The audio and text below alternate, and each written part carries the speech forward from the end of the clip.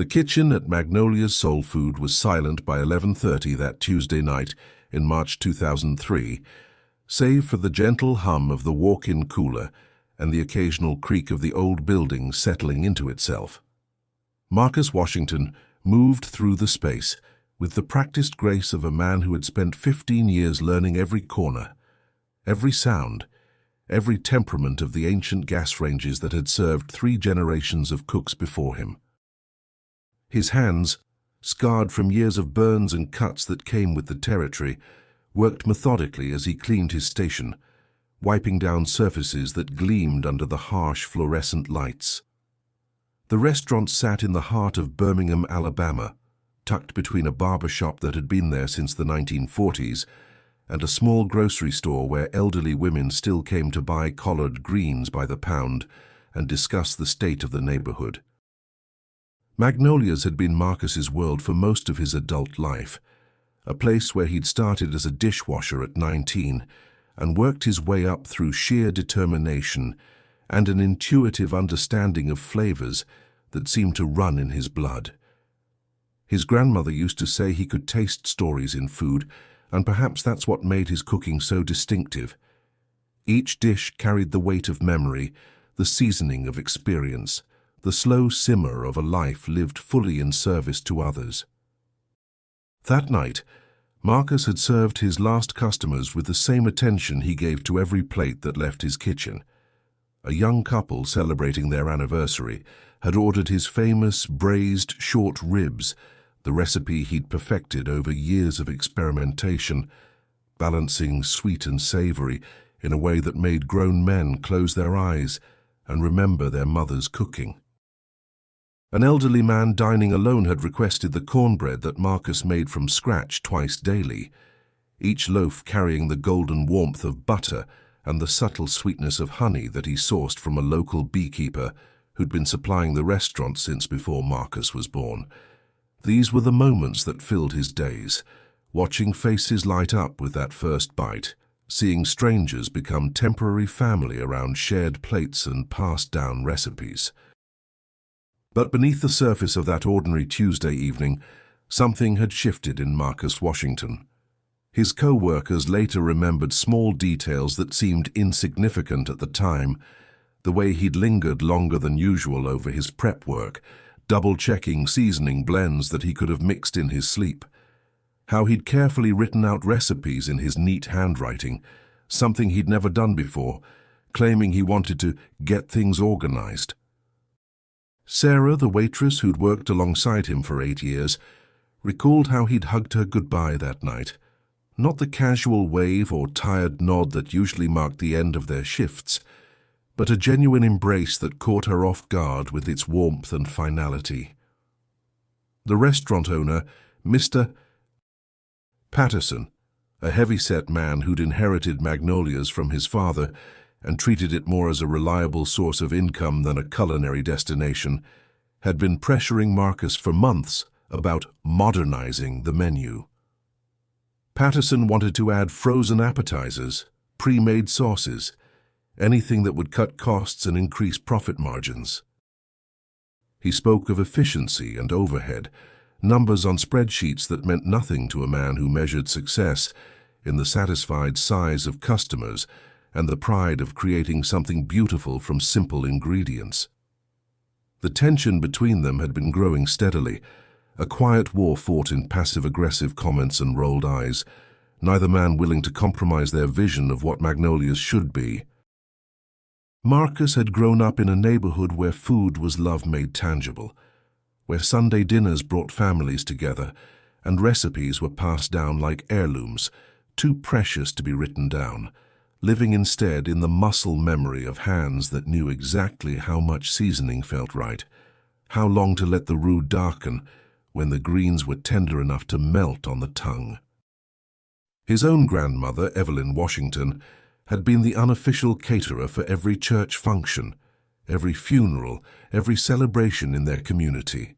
She'd taught him that cooking wasn't just about feeding people, it was about nourishing souls, creating connections, building bridges between strangers through the universal language of a perfectly prepared meal.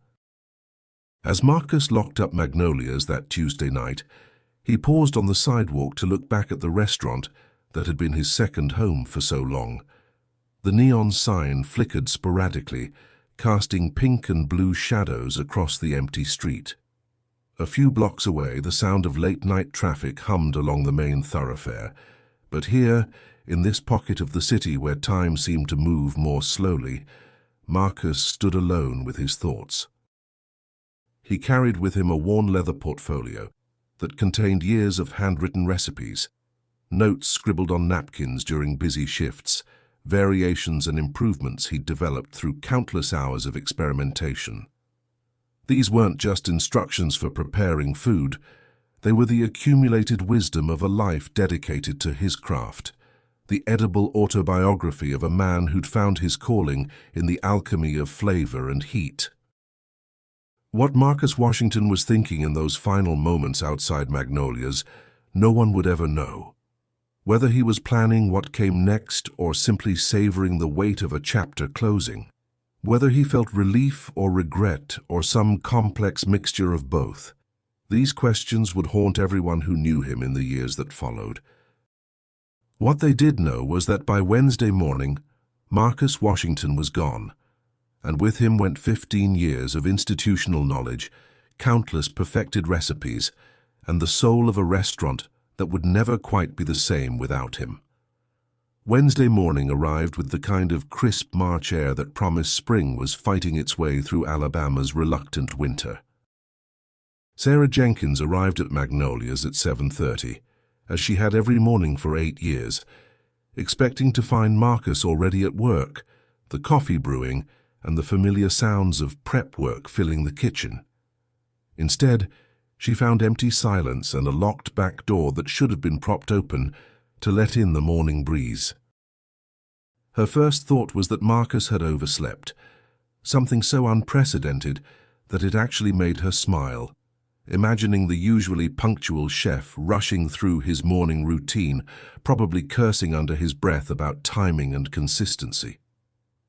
By 8:15, when Marcus still hadn't arrived and wasn't answering his phone, Sarah's amusement had shifted to concern. She called Mr. Patterson, who grumbled about unreliable employees, but agreed to come in with his spare key. When they entered the kitchen together, everything appeared exactly as Marcus had left it the night before, clean, organized, ready for another day of service. His chef's coat hung on its usual hook, his knife roll sat in its designated spot, and a handwritten prep list for Wednesday's specials was taped to the walk-in cooler, his neat handwriting laying out the day's tasks with characteristic precision. Patterson's irritation was palpable as he paced the kitchen, already calculating the cost of finding a replacement and the disruption to the day's service. Probably found himself a better job and was too cowardly to give notice, he muttered, though Sarah noticed the worry that flickered behind his bluster. For all their recent conflicts, Patterson had worked with Marcus for 15 years, had watched him grow from an eager dishwasher into the backbone of the restaurant. The idea that Marcus would simply abandon everything without a word seemed fundamentally at odds with the man they both knew. Reliable, dedicated, professional, even when facing pressure to compromise his standards. Sarah took it upon herself to call Marcus's apartment, though she'd never been there, and only knew his phone number from the employee contact sheet. The phone rang endlessly, that hollow sound that suggested an empty space, no one home to answer. She tried his cell phone repeatedly throughout the morning, each unanswered call adding another layer to her growing unease. Marcus wasn't the type to disappear without explanation, wasn't someone who broke commitments or left others to handle his responsibilities. He was the kind of person who came in sick rather than leave the kitchen short-staffed, who stayed late to train new employees, who took pride in the consistency and quality that his presence brought to every shift. By afternoon, with lunch service looming and no word from Marcus, Patterson made the decision to call the police. The officer who responded was professional but not particularly concerned, Adults had the right to leave their jobs, to change their lives without giving explanations to employers. He took down the basic information, noted that Marcus Washington was a 42-year-old man with no known history of mental health issues or substance abuse, no outstanding warrants or legal troubles. The officer suggested waiting another day or two before filing a formal missing person report, explaining that most disappearances resolved themselves within 48 hours, usually with embarrassed individuals returning with stories of family emergencies or personal crises that had required immediate attention. Sarah couldn't shake the feeling that something was wrong, though she struggled to articulate exactly what made her so certain. It wasn't just that Marcus had missed work. It was the accumulation of small details that didn't fit the narrative of a man who'd simply decided to walk away from his life. The recipes he'd written out the night before, more detailed and comprehensive than anything he'd ever bothered to document. The way he'd cleaned his station with extra care, organizing tools and ingredients with the precision of someone preparing for a long absence. The hug goodbye that had surprised her with its warmth and finality, as if he'd been saying farewell rather than simply ending another shift. The restaurant struggled through lunch service with Sarah, cooking simple items she'd learned by watching Marcus over the years, while Patterson worked the grill with the frustrated competence of a man who'd once known his way around a kitchen but had grown soft behind a desk. Regular customers noticed the difference immediately. The cornbread was slightly dry, the greens lacked their usual depth of flavor, the short ribs that were Marcus's signature dish were notably absent from the day's specials. Some patrons asked where Marcus was, and Sarah found herself offering vague explanations about a family emergency, unwilling to admit that they had no idea where their chef had gone or when he might return. That evening, after a difficult day of improvised cooking and disappointed customers, Sarah drove to Marcus's apartment complex on the south side of the city. The building was modest but well-maintained, the kind of place where working people lived quietly and kept to themselves. She knocked on his door for several minutes, calling his name, before a neighbor emerged to tell her that she hadn't seen Marcus since the weekend.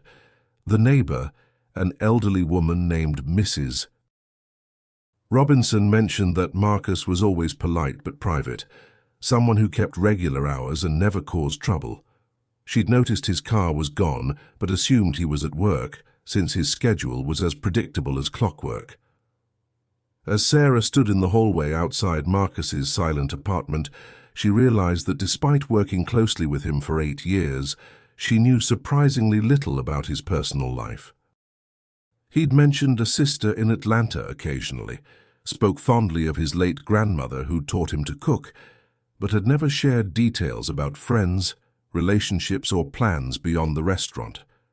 Marcus had been present and engaged during their shifts together, but maintained a professional boundary that she was only now recognizing as deliberate distance. It was as if he'd compartmentalized his life, keeping his work identity separate from whatever existed beyond the walls of Magnolia's kitchen. The weight of his absence settled over the restaurant like a heavy blanket in the days that followed. Regular customers began asking questions that had no answers, and the food, despite everyone's best efforts, never quite reached the standards that Marcus had maintained so effortlessly. If stories like these move you to believe in the power of hope and human connection, we share them because they remind us that sometimes the most profound mysteries are found in the quiet corners of everyday life. His empty station became a silent testimony to how much one person's passion and skill could define an entire place, and how quickly the absence of that dedication could change everything. In the weeks following Marcus Washington's disappearance, Magnolia's soul food took on the hollow quality of a song missing its melody. The rhythm of service continued. Orders were taken, plates were served, customers came and went. But something essential had been lost, a quality that couldn't be replaced by simply hiring another cook. Patterson brought in a series of temporary chefs, each one bringing their own interpretation of Southern cuisine, but none capturing the specific magic that Marcus had brought to every dish. The new cooks could follow recipes, could produce food that was technically correct, but they couldn't replicate the intuitive understanding of flavor and timing that had made Marcus's cooking memorable. Sarah found herself becoming an unofficial keeper of Marcus's culinary legacy, trying to preserve the dishes that regular customers expected while working with cooks who had their own ideas about seasoning and technique. She'd watched Marcus prepare his signature short ribs hundreds of times, had observed the careful browning process, the way he'd taste and adjust the braising liquid, the precise timing that resulted in meat so tender it fell apart at the touch of a fork.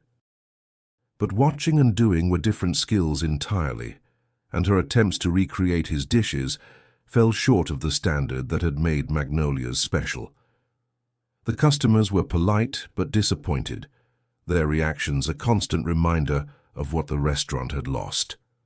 The police investigation progressed with the methodical thoroughness of a case that offered few concrete leads. Detective Raymond Cooper, a soft-spoken man in his 50s who'd worked missing persons cases for over 20 years, interviewed everyone who'd known Marcus professionally. The picture that emerged was of a dedicated private man who'd kept his personal life carefully separate from his work. Co-workers described him as reliable and talented but reserved, someone who'd share stories about cooking techniques and family recipes, but rarely discussed his plans, relationships, or concerns beyond the restaurant. Marcus's sister, Angela Washington Brown, drove down from Atlanta when Patterson finally managed to track down her contact information through Marcus's emergency paperwork. She was a nurse, a practical woman who resembled her brother in the careful way she chose her words and the quiet intensity of her presence. Angela confirmed what everyone already suspected, that disappearing without word was completely out of character for Marcus. She described a man who called her every Sunday evening, who never missed family gatherings, who'd been planning to visit Atlanta for her daughter's graduation in May. The last time they'd spoken, just 4 days before he vanished, Marcus had seemed tired but not distressed, concerned about changes at the restaurant but not desperate or hopeless. The search of Marcus's apartment revealed the living space of someone who valued simplicity and order. His belongings were minimal but carefully maintained, a small collection of cookbooks, most of them focused on traditional Southern cuisine and the culinary history of the African-American experience. His kitchen was impeccably organized, stocked with high-quality ingredients and well-maintained tools that spoke to someone who took cooking seriously, even in his personal life. Detective Cooper noted the absence of any indication that Marcus had been planning to leave. Bills were current, his refrigerator was stocked with fresh ingredients, clothes hung neatly in the closet as if their owner expected to return. What struck Angela most forcefully was what wasn't there. The leather portfolio that had contained Marcus's handwritten recipes, notes, and culinary experiments. She'd seen him carrying it for years, knew it contained the accumulated knowledge of his cooking career, including their grandmother's recipes that had never been formally written down. The portfolio's absence suggested that whatever had happened to Marcus, he'd taken his most precious professional possessions with him. This detail gave Detective Cooper the first tangible evidence that Marcus's disappearance might have been planned, rather than the result of accident or foul play. The weeks stretched into months, and gradually the intensity of the search diminished. Missing person cases without evidence of foul play or clear leads often faded into administrative routine, periodic check-ins and database updates that maintained hope while acknowledging reality. Marcus Washington became another name in the files, another unsolved disappearance in a system that processed dozens of such cases each year. His family continued to call Detective Cooper regularly, Angela's voice growing more strained with each conversation that brought no new information, no fresh leads, no answers to questions that consumed her thoughts. Magnolia's struggled to maintain its identity without Marcus's creative leadership. Patterson, faced with declining revenues and the challenge of rebuilding the restaurant's reputation, made the decision to simplify the menu and focus on items that could be prepared consistently by less experienced cooks. The signature dishes that had made the restaurant special, Marcus's braised short ribs, his cornbread with the perfect balance of sweet and savory, the collard greens that had been simmered with secrets passed down through generations, gradually disappeared, replaced by safer, more generic options that wouldn't require the intuitive skills Marcus had possessed. Sarah watched these changes with a growing sense of loss that extended beyond missing a colleague.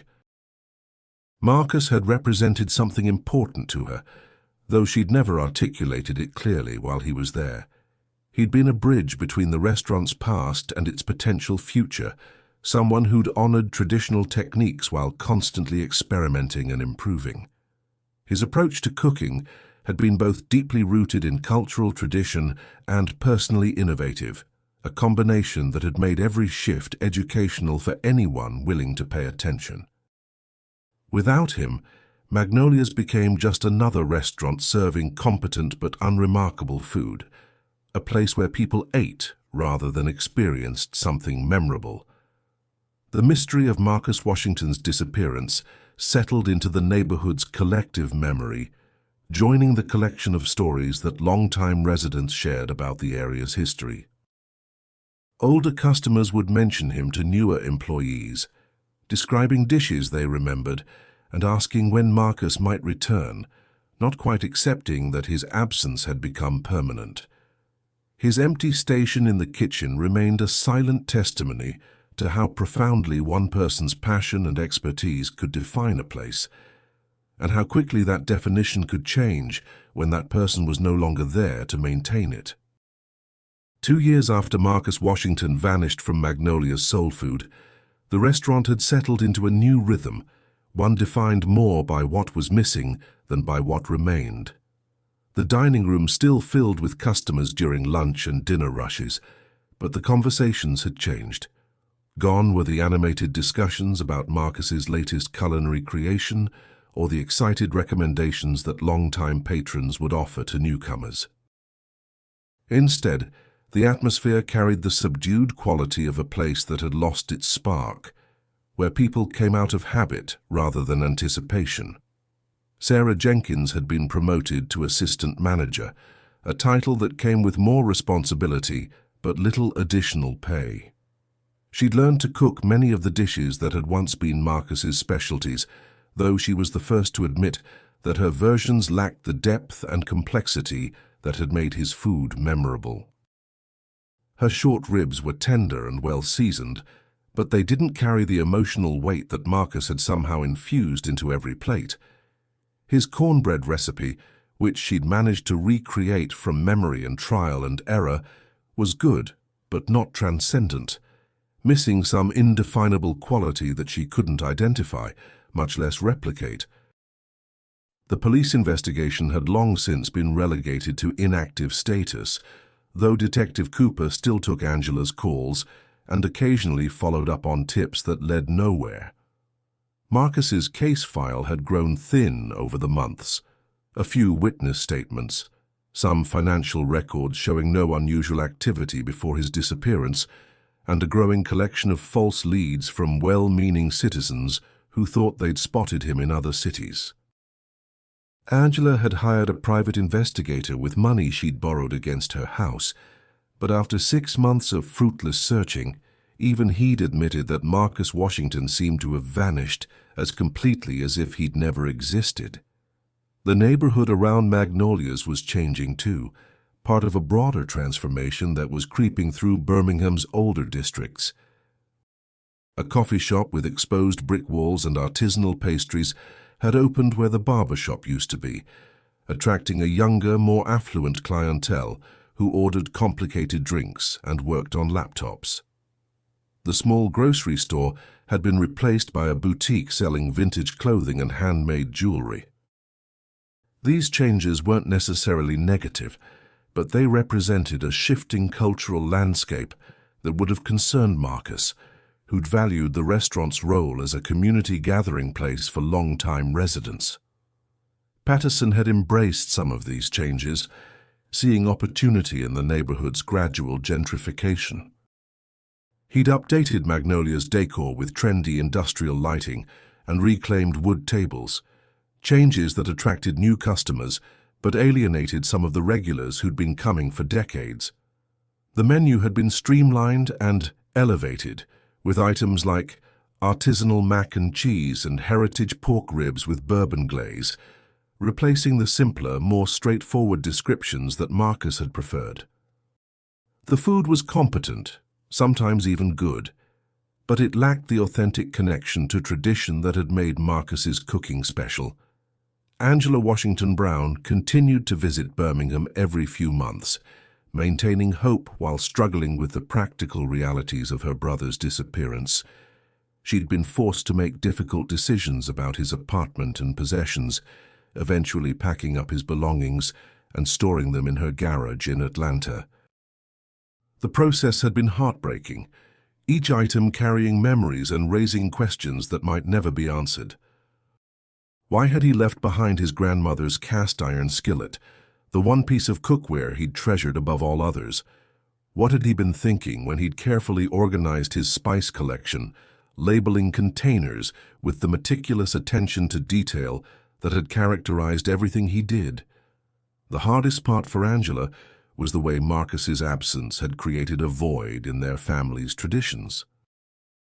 He'd been the keeper of their grandmother's recipes, the one who'd insisted on maintaining holiday cooking rituals that connected them to their history. Without his knowledge and expertise, their family gatherings had lost an essential element, meals that had once been celebrations becoming routine dinners that highlighted what was missing rather than honoring what remained. Angela had tried to recreate some of their grandmother's dishes from memory, but cooking had been Marcus's gift, not hers, and her attempts felt like pale imitations of the meals that had once brought their family together. The mystery of Marcus's disappearance had taken on different meanings for different people. Some neighbors believed he'd been the victim of foul play, pointing to the area's occasional crime, and suggesting that a successful chef might have been targeted for robbery gone wrong. Others preferred to think that he'd simply decided to start over somewhere else, perhaps opening his own restaurant in a city where he could cook without interference from owners more concerned with profit than quality.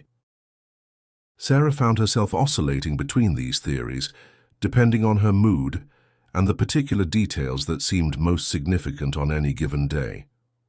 Detective Cooper, when pressed by Angela during their increasingly rare conversations, admitted that the case had grown cold. Without evidence of a crime or clear indication of Marcus's intentions, the investigation had reached the limits of what standard police work could accomplish. Missing adults had the right to disappear if they chose to, and unless evidence emerged suggesting otherwise, Marcus Washington's case would remain an unsolved mystery, filed away with hundreds of others that lacked the dramatic elements necessary to capture public attention or generate new leads. The restaurant industry's brutal pace meant that Marcus's absence, so profound for those who'd known him personally, became just another story of turnover and change for the broader culinary community. New restaurants opened and closed with exhausting regularity. Chefs moved between kitchens, pursuing better opportunities or fleeing failed partnerships, and the specific talents that Marcus had brought to Magnolia's were gradually forgotten by everyone, except those who'd experienced them directly. His disappearance became a cautionary tale about the industry's instability, rather than a mystery worthy of continued investigation. As the second anniversary of Marcus's disappearance approached, Sarah found herself thinking about him more frequently, remembering small details that had seemed insignificant at the time, but now felt heavy with potential meaning. The way he'd sometimes pause while cooking, staring into the distance as if listening to something only he could hear. His habit of tasting dishes multiple times during preparation, not from uncertainty, but from a perfectionist's need to ensure that every element was balanced correctly. The quiet pride he'd taken in training new employees, sharing not just techniques, but philosophy. The belief that cooking was an act of service and creativity that deserved to be taken seriously. By 2023, Birmingham had transformed in ways that would have been unimaginable when Marcus Washington first started working at Magnolia's Soul Food. The neighborhoods that had once been overlooked by developers and city planners had become trendy destinations, filled with craft breweries, farm-to-table restaurants, and artisanal shops that catered to young professionals and weekend tourists. The industrial buildings that had housed manufacturing jobs for generations had been converted into loft apartments and creative office spaces, their exposed brick walls and high ceilings now commanding premium rents. Magnolia's had survived these changes, though barely recognizable as the community gathering place it had once been.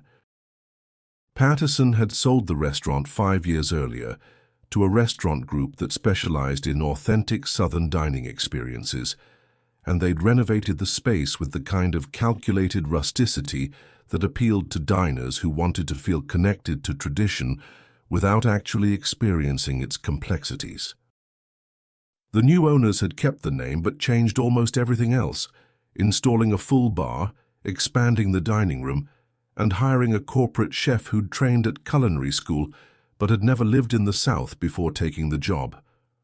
Sarah Jenkins had left the restaurant industry entirely, using her accumulated experience and savings to open a small catering business that specialized in home-style cooking for office events and family gatherings.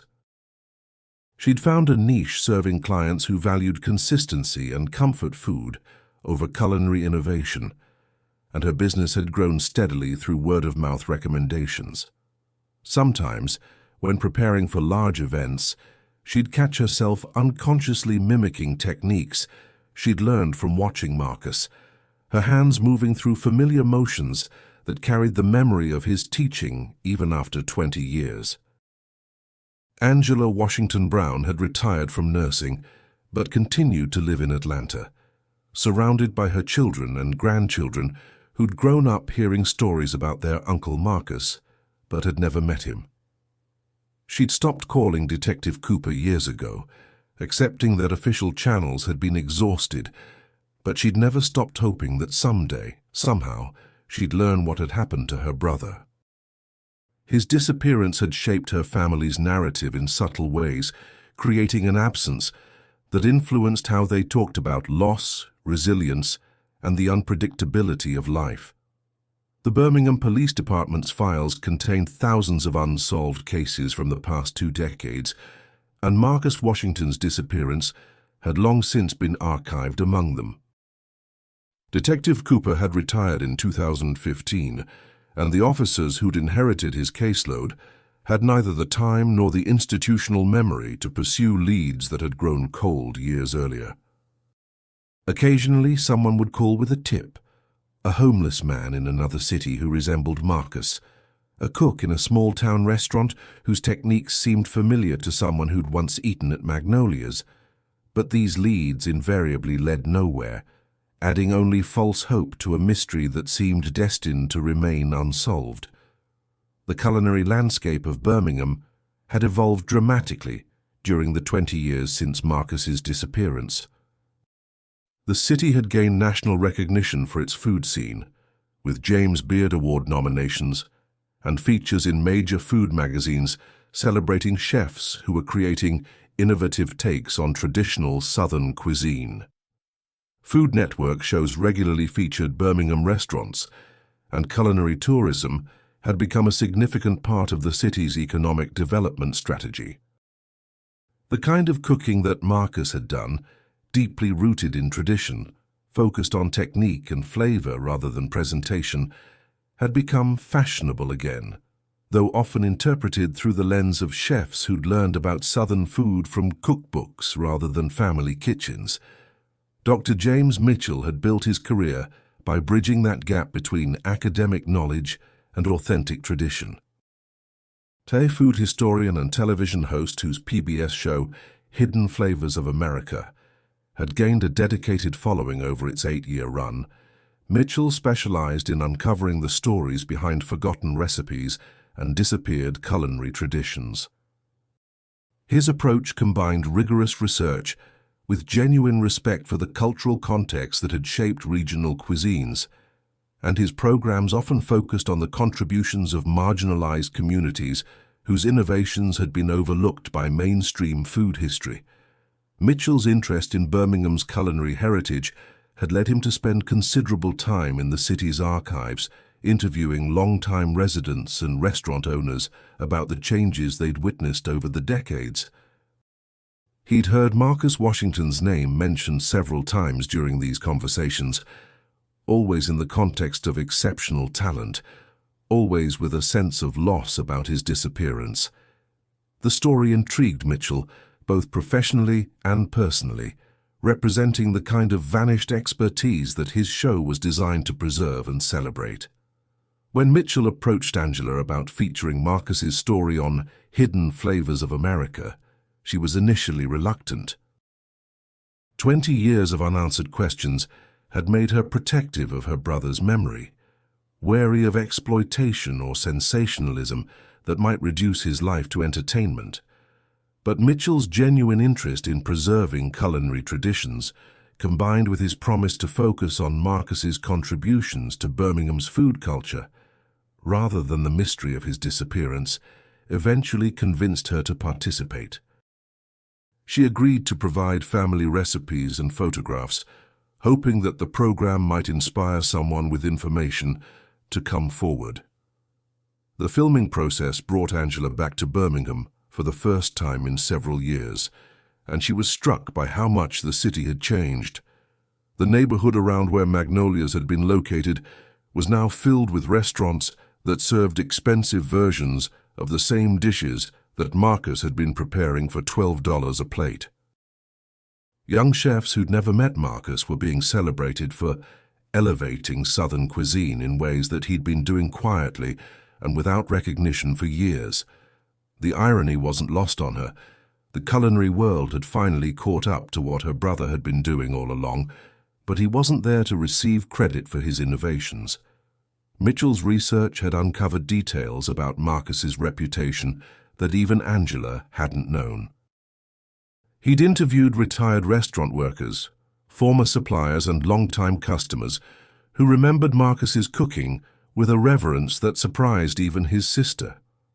One elderly woman described driving across the city every Sunday after church just to have Marcus's cornbread, explaining that it reminded her of her own grandmother's recipe, but was somehow even better.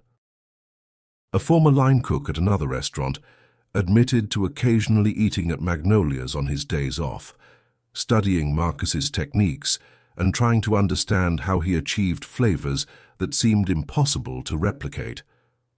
These interviews painted a picture of a chef whose influence had extended far beyond the walls of his own kitchen, someone who'd inspired and educated other cooks through example rather than formal teaching. Mitchell began to understand that Marcus Washington had been more than just a talented chef. He'd been a cultural bridge, connecting traditional techniques with contemporary applications, honoring the past while continuously innovating. His disappearance hadn't just been a personal tragedy for his family and friends.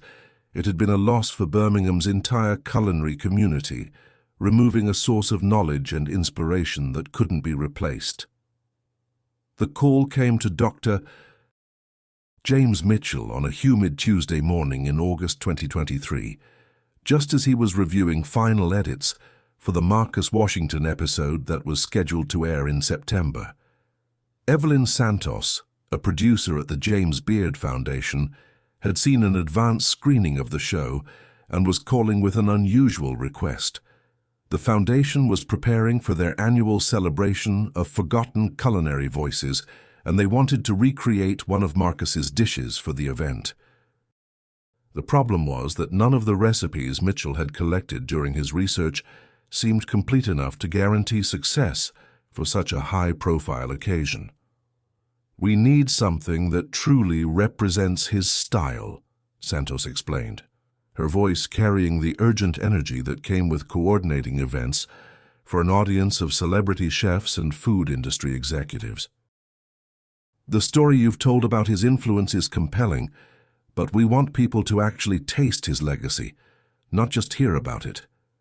Is there any chance there might be more detailed recipes somewhere that we haven't found yet?" Mitchell had been wondering the same thing for months.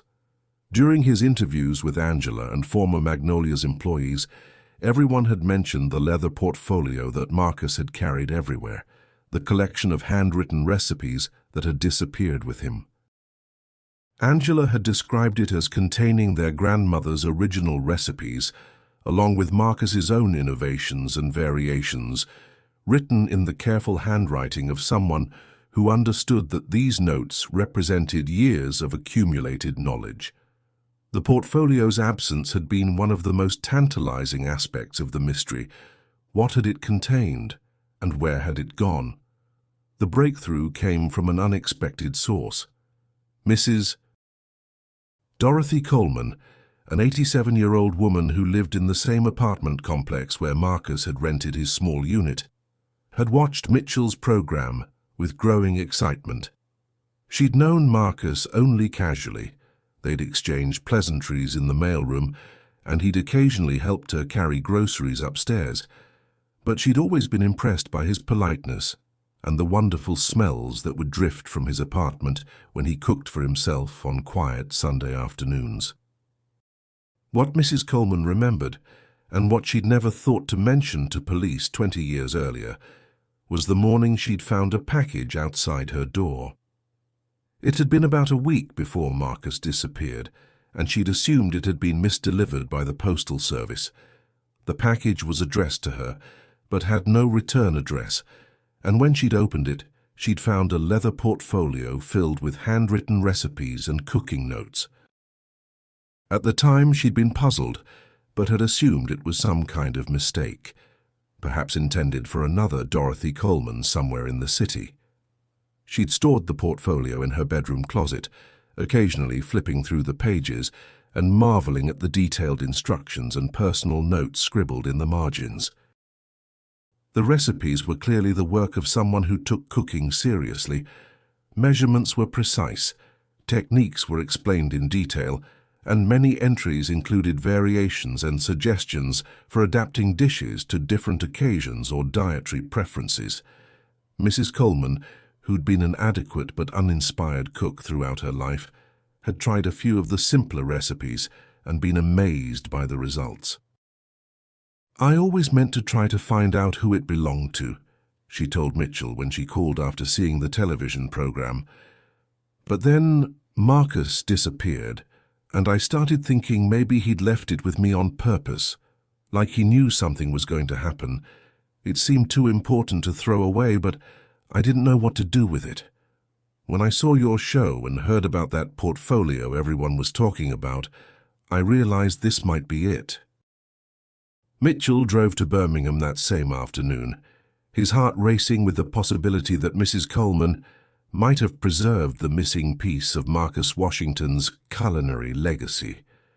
When she opened the leather portfolio in her small, neat living room, he immediately recognized the careful handwriting that Angela had described, the meticulous organization that everyone had mentioned as characteristic of Marcus's approach to his craft. Page after page contained recipes that represented decades of experimentation and refinement, each one annotated with notes about timing, seasoning, and technique that revealed the mind of a true craftsman. The portfolio contained more than just recipes. It was a culinary autobiography, documenting Marcus's evolution from a young cook, learning his grandmother's techniques, to a mature chef developing his own interpretations of traditional dishes. Early entries were written in a younger hand, with simpler preparations and basic instructions. Later recipes showed increasing sophistication, with complex flavor profiles and innovative combinations that demonstrated growing confidence and creativity. The most recent entries, dated just weeks before Marcus's disappearance, showed a chef at the height of his powers, combining traditional techniques with contemporary presentations in ways that were both respectful and revolutionary.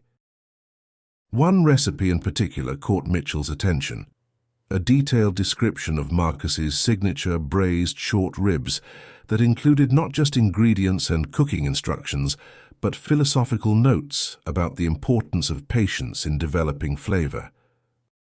The margins contained observations about how different cuts of meat responded to various cooking methods, suggestions for seasonal variations using locally available ingredients, and even notes about the psychological satisfaction that came from slow cooking techniques that couldn't be rushed or simplified. Angela wept when Mitchell showed her the portfolio, recognizing immediately her brother's handwriting and his systematic approach to documenting his craft. Many of the recipes included references to their grandmother Evelyn, with notes like, "Grandmother's original used molasses, but honey creates better caramelization, and add extra time like grandmother taught me, but bloom it in oil first."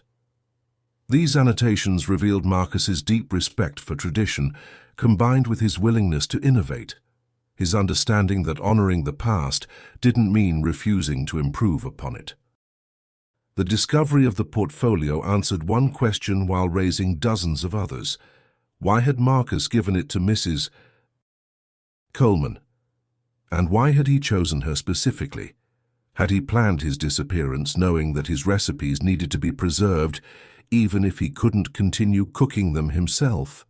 Or had the transfer been motivated by some other concern, perhaps fear that his knowledge would be lost if something happened to him, or worry that Patterson's push toward standardization would compromise the integrity of dishes that had taken years to perfect? Mitchell spent hours photographing every page, every annotation, every seemingly casual note that might contain insights into Marcus's techniques and philosophy. The portfolio contained over 60 complete recipes, ranging from traditional Southern classics to innovative fusion dishes that demonstrated Marcus's willingness to experiment with global flavors while maintaining the soul of his cultural heritage.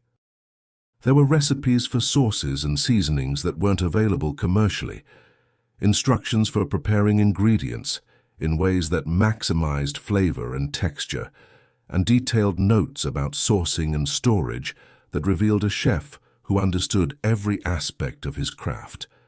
The James Beard Foundation event was still 2 months away, but Mitchell knew they'd found something extraordinary. These weren't just recipes. They were a masterclass in Southern cooking, preserved in the careful handwriting of someone who'd understood that food was more than sustenance, that it was culture and memory and love made tangible. The portfolio represented not just Marcus Washington's personal legacy, but a piece of American culinary history that had nearly been lost forever. As word of the discovery spread through Birmingham's culinary community, chefs who'd never met Marcus began expressing interest in learning from his techniques. The new owners of Magnolia's approached Mitchell about featuring some of Marcus's recipes on their menu, though he politely declined, sensing that commercializing the recipes without understanding their cultural context would miss the point entirely. These weren't just formulas for producing food. They were expressions of a particular time, place, and philosophy that couldn't be replicated without understanding the spirit that had created them. Angela found herself in the strange position of being her missing brother's literary executor, guardian of knowledge that he'd preserved but couldn't personally share. The portfolio's existence gave her both comfort and renewed grief. Comfort in knowing that Marcus's expertise hadn't been lost, but grief in realizing how much he'd accomplished and how much more he might have contributed if he'd been able to continue his work.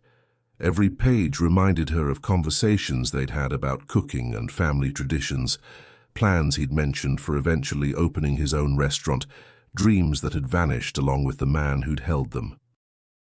The James Beard Foundation's event hall buzzed with the controlled chaos that preceded high-profile culinary events.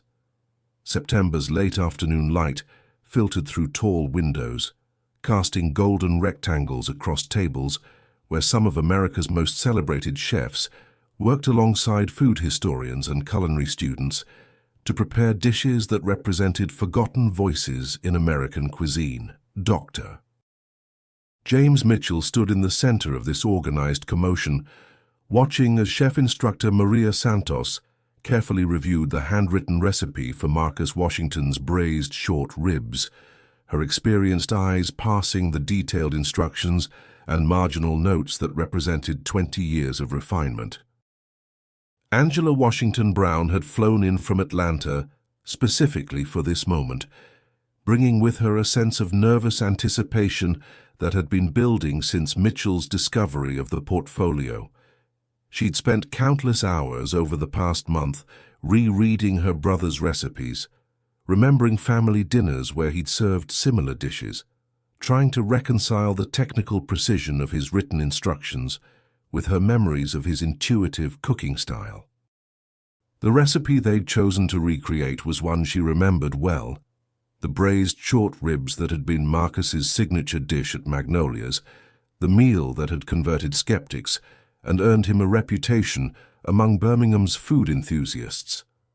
Chef Santos had volunteered to prepare the dish specifically because of her own background in traditional Southern cooking and her understanding of the cultural significance of preserving these techniques. A James Beard Award winner herself, she approached Marcus's recipe with the reverence of someone who understood that she was handling more than just cooking instructions. She was working with a piece of culinary heritage that deserved to be treated with respect and precision. The recipe was complex but clearly written, with detailed explanations of timing and technique that revealed Marcus's understanding of how each step contributed to the final result. The preparation had begun early that morning, with the careful browning of meat that Marcus's notes emphasized as crucial to developing proper flavor. His handwritten instructions were specific about temperature and timing. Sear each piece for exactly 90 seconds per side over medium-high heat. Too fast, and the surface burns before the interior warms. Too slow, and you lose the caramelization that creates depth. Santos found herself impressed by the precision of his directions, the way he'd anticipated potential problems and provided solutions based on years of experience. The braising liquid was where Marcus's innovation truly showed. While traditional short rib recipes relied on standard combinations of wine, stock, and vegetables, Marcus had developed a more complex base that incorporated ingredients reflecting both his Southern heritage and his willingness to experiment with global flavors. His notes called for a reduction of blackstrap molasses and apple cider vinegar that would be combined with beef stock enriched with smoked pork bones, creating a cooking medium that was both familiar and unexpected. The molasses provides depth without sweetness, his annotation explained, while the vinegar cuts through the richness and brightens the final sauce. As the afternoon progressed and the braising liquid slowly worked its magic on the meat, the kitchen filled with aromas that transported Angela back to Sunday dinners at her grandmother's house and holiday gatherings where Marcus had insisted on handling the cooking himself. The smell was complex and layered, the deep caramelized notes from the seared meat combining with the subtle sweetness of slowly cooked vegetables and the earthy richness of herbs that Marcus had specified should be added at precise intervals throughout the cooking process. Mitchell documented every step of the preparation, understanding that this might be the only opportunity to see Marcus's techniques translated from written instructions into actual food. Santos worked with the focused concentration of someone who recognized the significance of the moment, tasting and adjusting according to Marcus's detailed notes, while adding her own professional intuition to interpret instructions that assumed a level of experience and understanding that could never be fully captured in writing. The recipe was clearly the work of someone who'd cooked the dish hundreds of times, who'd learned through repetition and experimentation how to achieve consistent results. The tasting portion of the event was scheduled for 7 o'clock, when the invited guests, food writers, restaurant critics, culinary historians, and chefs from across the Southeast would sample dishes prepared from recipes that had been collected and preserved by Mitchell's research. Marcus's short ribs would be served alongside dishes representing other vanished voices in American cuisine. A Cherokee succotash recipe preserved by tribal elders, a Chinese-American sauce developed by immigrants in California's Central Valley, a Puerto Rican mofongo variation that had been created in New York's Spanish Harlem during the 1950s. When the moment finally arrived, Angela watched nervously as Santos carefully plated the short ribs according to Marcus's presentation notes, which had emphasized simplicity and the inherent beauty of perfectly cooked food. The meat, after 4 hours of slow braising, fell apart at the touch of a fork, and the sauce had reduced to a glossy, deeply flavored coating that spoke of patience and understanding.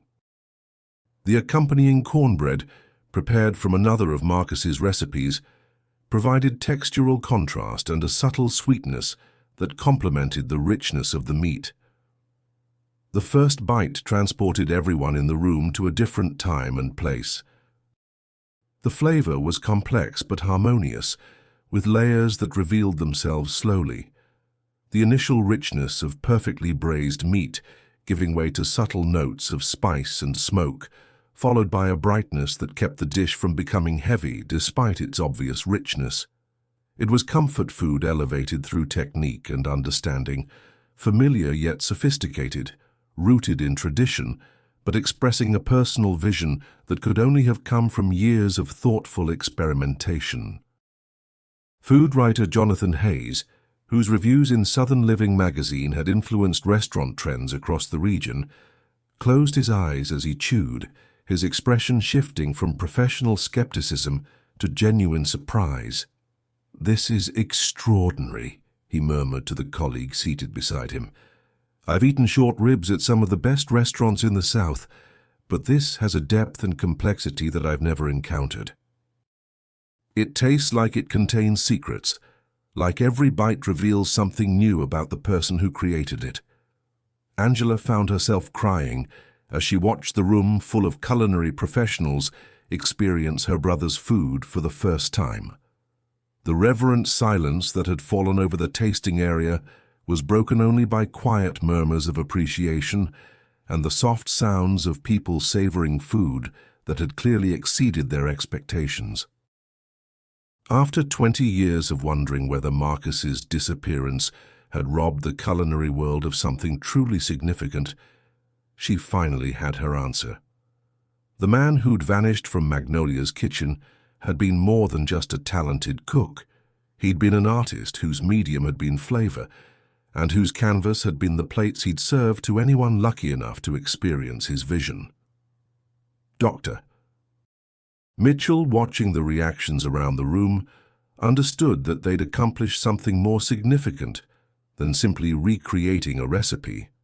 They'd resurrected a voice that had been silenced, preserved knowledge that might otherwise have been lost forever, and demonstrated that Marcus Washington's contributions to American cuisine deserved recognition that had never been granted during his lifetime.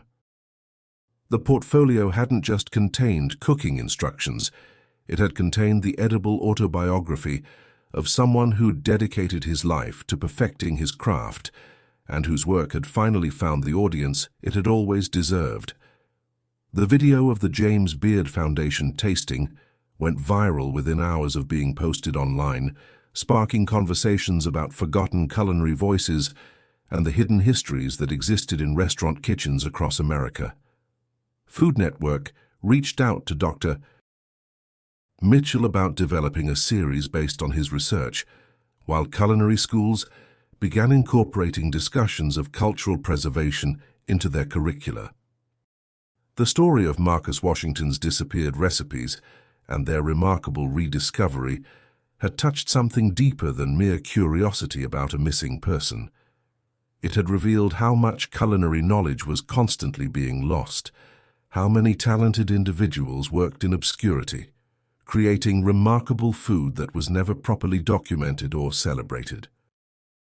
Angela Washington Brown found herself inundated with requests from chefs, food historians, and journalists who wanted to learn more about her brother's techniques and philosophy.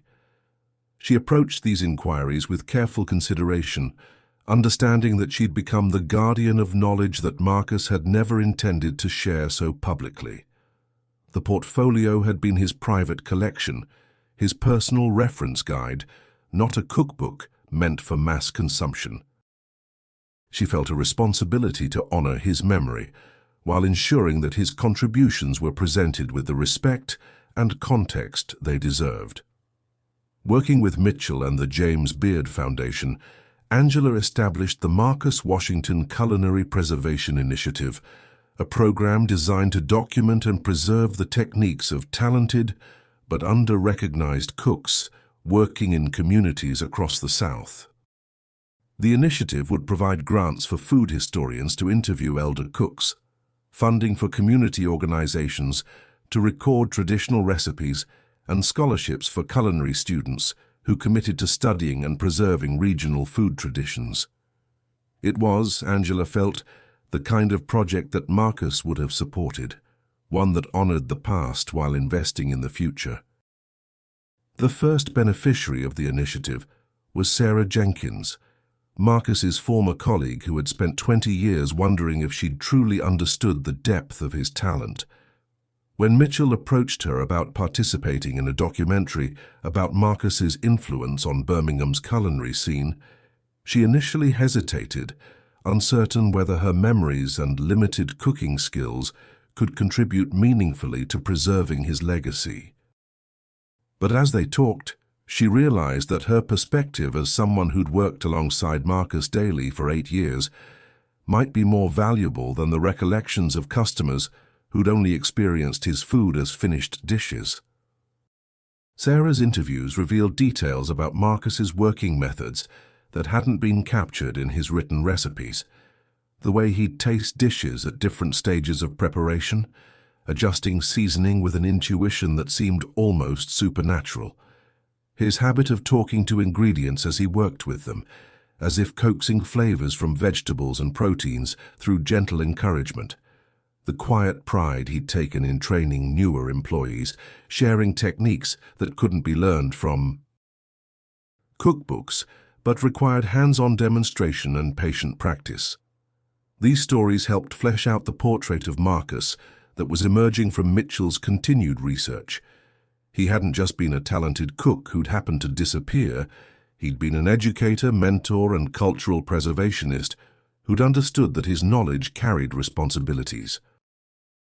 The care he'd taken in documenting his recipes, the precision of his instructions, the thoughtful annotations that anticipated questions and problems, all of this suggested someone who'd known that his expertise might someday need to be shared with people who'd never had the opportunity to learn directly from him. The mystery of Marcus's disappearance remained unsolved, but its significance had shifted. Rather than focusing on the circumstances of his vanishing, the culinary community had begun celebrating what he'd accomplished and preserved. His recipes were being studied by food historians as examples of how traditional techniques could be adapted and improved without losing their cultural authenticity. Culinary schools were using his portfolio as a teaching tool, showing students how to document their own development and preserve knowledge for future generations. Birmingham's food scene had embraced Marcus's legacy with enthusiasm that might have surprised him. Several restaurants had begun featuring dishes inspired by his techniques, though always with careful attribution and acknowledgement of their source. The new owners of the building that had once housed Magnolia's Soul Food had installed a small plaque commemorating Marcus's contributions to the city's culinary heritage, and food tours now included stops at locations where he'd worked or sourced ingredients.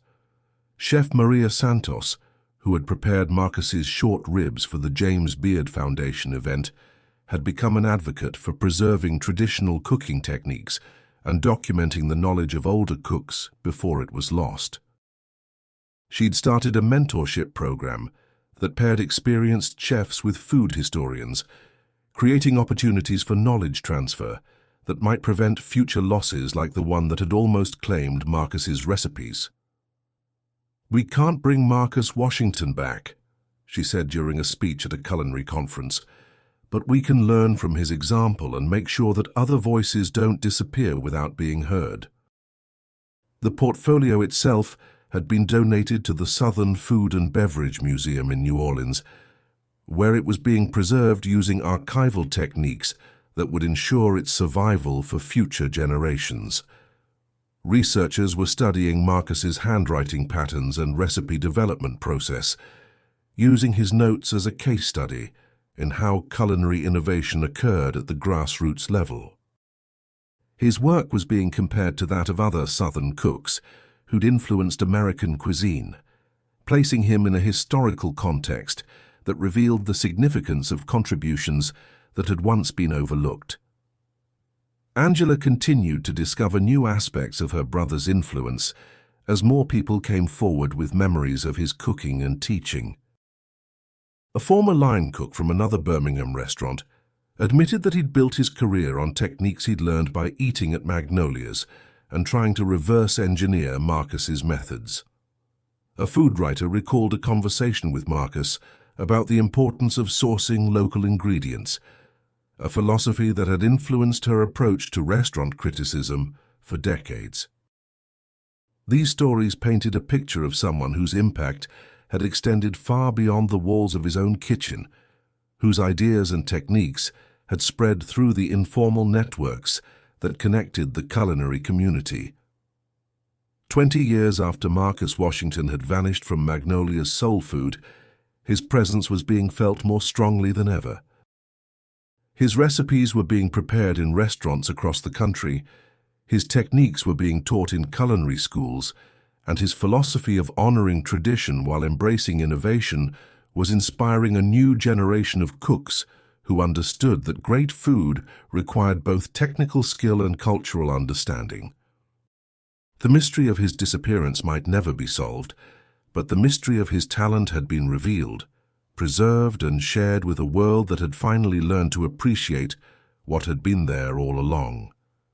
If stories like Marcus's move you to believe in the power of hope and the strength of human connection, we share them because they remind us that even in our darkest moments, the melodies of love continue to play, waiting to guide us home.